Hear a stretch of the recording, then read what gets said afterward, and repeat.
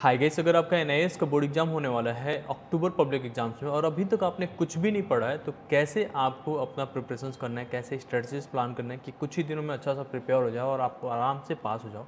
आप लोग को पता है कि एनआईएएस में हर साल ऑलमोस्ट 60% स्टूडेंट्स फेल हो जाते हैं, मतलब हर 100 बच्चों में से लगभग 40 बच्चे ही पास हो पाते हैं। तो आपको अलग क्या करना है जिससे कि आप आसानी से पास हो जाओगे, उसके बारे में बात करेंगे। आपके सिलेबस को कैसे फॉलो करना है, आपके मार्किंग स्कीम्स कैसे होने वाला है, उसकी वजह से क्वेश्चन पेपर आपको कहाँ से चेक करना है, लास्ट ईयर पेपर्स को कैसे प्रैक्टिस करना है, ये सारा कुछ बात करने वाला है। कैसे टाइम मैनेज करना पड़ेगा, कैसे एग्जाम्स में अपेयर होना है, ये सब कुछ इसमें देखने वाला है। ठीक है, तो अगर आप पहली बार चैनल पर हो तो मेक श्योर कि आपने सब्सक्राइब कर रखा है, क्योंकि आप लोग के लिए हम लोग लेके आने वाले हैं कुछ इंपॉर्टेंट क्वेश्चंस जो आप लोग के लिए काफ़ी इंपॉर्टेंट हो जाएगा। जैसे उसमें रहेगा आपका एमसीक्यूज़, क्योंकि एमसीक्यूज़ बहुत ज़्यादा आने वाले हैं, 1 मार्क्स के क्वेश्चन बहुत ज़्यादा आने वाले हैं, तो ये सारा कुछ उसमें अवेलेबल रहेगा। कुछ इंपॉर्टेंट क्वेश्चंस रहेंगे जो दो मार्क्स के रहते हैं, फिर 3 मार्क्स वाले। ये सब हम आपको फ्रीली प्रोवाइड करा देंगे टेलीग्राम चैनल पे। टेलीग्राम चैनल का लिंक डिस्क्रिप्शन में, आप वहाँ जाके चेक कर लोगे। तो सबसे पहले आपका एनआईएएस का जो वेबसाइट है ना, वो बहुत ही यूज़फुल है। यहाँ पे बहुत सारे स्टडी मटेरियल्स ऑलरेडी फ्री में अवेलेबल है। तो आपको सबसे पहले वेबसाइट्स पे आना है, यहाँ पे लर्नर कॉर्नर्स मिल जाएगा, इस पर आके स्टडी मटेरियल्स पे क्लिक करना है। स्टडी मटेरियल्स पे क्लिक करते ही यहाँ पे आपकी क्लास सेलेक्ट करने के लिए आया था, आप कौन से क्लास में जा रहे हो, सेकेंडरी क्लास है या आप सीनियर सेकेंडरी में हो। तो क्लास 12 है तो क्लास 12 पे क्लिक करेंगे, क्लास 10 है तो सेकेंडरी पे। अब क्लास 12 के हिसाब से हम लोग अभी समझते हैं। तो क्लास 12 का आ गया, करिकुलम्स 2023 के बाद से चेंज हो गया था, तो आप यहाँ से बाइफिकेशन सारे सब्जेक्ट्स का देख सकते हो। ठीक है, बट अभी हम लोग जो है ना एक पर्टिकुलर सब्जेक्ट से उठाएंगे और उसके हिसाब से डिस्कस करेंगे। ठीक है, लेट्स से कि मैथमेटिक्स एक सब्जेक्ट होता है, बहुत ही कॉमन होता है बायो स्टूडेंट्स के लिए, तो बायोलॉजी एक कॉमन सब्जेक्ट हो जाता है, बट मैथमेटिक्स को ही लेके समझते हैं। मैथमेटिक्स पे मैंने क्लिक किया, यहाँ पे आपको कुछ बुक्स मिल जाते हैं, बट हमें बुक्स से तो कुछ ज़्यादा मतलब है नहीं, हमें पहले सिलेबस समझना पड़ेगा कि कैसे आपका एग्जाम्स में सिलेबस आ रहा है, क्या पैटर्न्स है। ऐसे सारे सब्जेक्ट्स का आप देख सकते हो, जैसे यहाँ पे आए आप और यहाँ पे बाकी सब्जेक्ट्स भी लिस्टेड है, सभी सब्जेक्ट्स पे आना है एंड देन सब्जेक्ट पे जैसे क्लिक करोगे और यहाँ पे आ जाओगे तो उसके बाद से आपको सब कुछ यहाँ पे शॉर्टेड मिल जाता है। जैसे ऊपर दिख जाएगा आपको सिलेबस, उसके बाद से यहाँ पे नीचे की तरफ आपको कितने चैप्टर्स हैं वो सब। बट हमें समझना है कि असाइनमेंट वाले क्वेश्चंस तो आएंगे नहीं एग्जाम्स में, असाइनमेंट में जो चैप्टर्स हैं। तो नीचे ये जो sample question paper and marking schemes and question paper design लिखा है, इस पर क्लिक करना है आपको। इस पर आओगे तो सारे सब्जेक्ट्स का ये मिल जाएगा आपको, ये लिंक मैं दे दूंगा डिस्क्रिप्शन में, वहाँ से भी आप चेक कर सकते हो।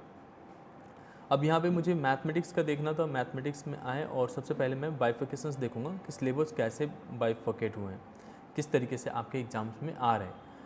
तो यहाँ पे जो असाइनमेंट वाला पार्ट है, ठीक है, ये चीज़ आपको छोड़ना है। ये असाइनमेंट वाले पार्ट आपके एग्जाम्स में नहीं आ रहे हैं तो इसको नहीं पढ़ना है। हालांकि जो भी चीज़ें पढ़ना है वो आपका यहाँ पे अवेलेबल है। ठीक है, इसमें से ये सारा चीज़ें पढ़ना पड़ेगा आपको। जैसे कार्टेशियंस वाला पार्ट आ गया, फिर स्ट्रेट लाइन हो गया, सर्किल हो गया, कोनिक सेक्शन हो गया। अब इसमें से भी बहुत सारी चीज़ें जो हैं 1 मार्क्स में ही इंक्लूड कर दिए जाएंगे और बहुत सारी चीज़ें जो हैं 6 नंबर में भी आएंगे, 5 नंबर में आएंगे, 4 नंबर में भी आएंगे। तो उसके हिसाब से जैसे मैं अगर आपको बताऊँ तो इन्वर्स मैट्रिक्स हो गया और इसके एप्लीकेशंस हो गए या मैट्रिक्स डिटरमिनेंट हो गया, इसमें से 4 नंबर और 6 नंबर के क्वेश्चन बनते ही बनते हैं और ये बहुत ही इंपॉर्टेंट मॉड्यूल्स हो जाते हैं यहाँ पे।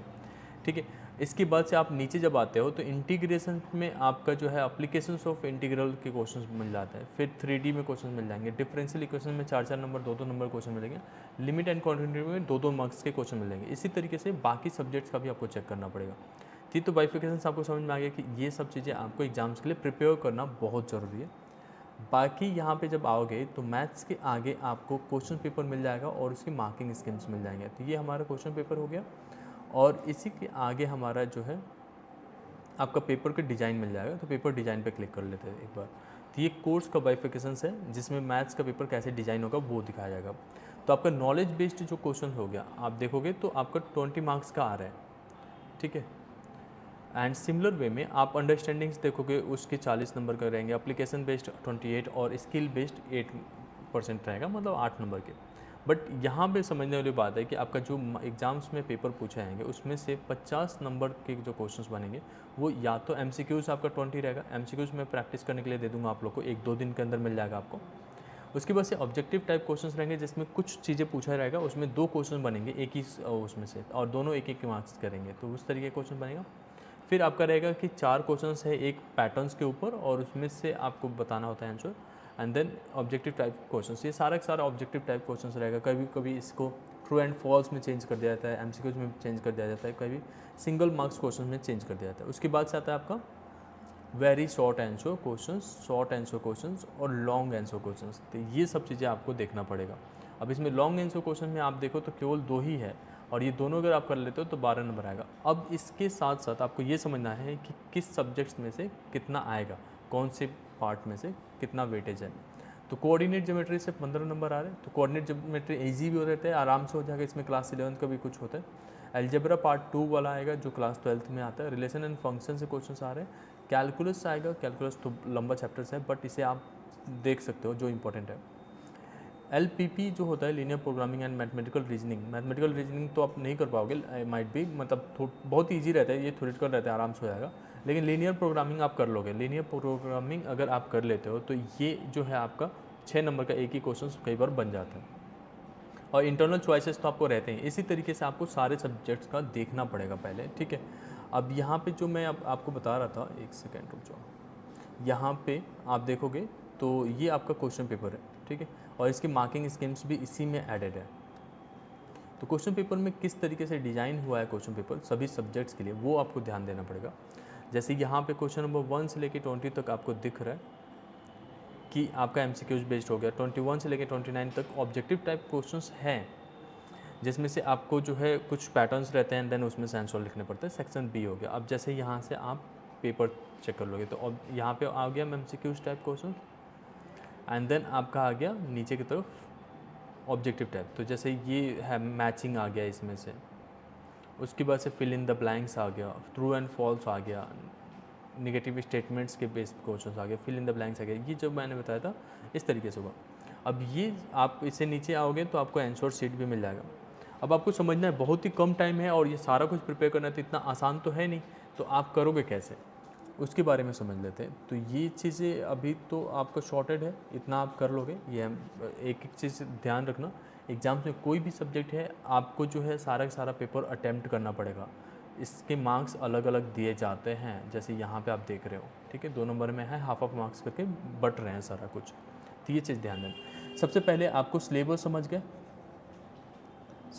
सिलेबस अगर आपको समझ में आ गया तो आप आराम से कर लोगे। क्या प्रायोरिटी देनी है वो समझना पड़ेगा। अब आपको प्रायोरिटी पे काम करोगे आप। उसके बाद से आपका टाइम का, अब देखो हमें 10 घंटे बैठने से काम नहीं होगा, बट अगर आप 4 घंटे बैठते हो और अच्छे से बैठते हो और सही जगह पे बैठ लगाते हो अपना दिमाग, तो अच्छा मिल जाएगा आपको।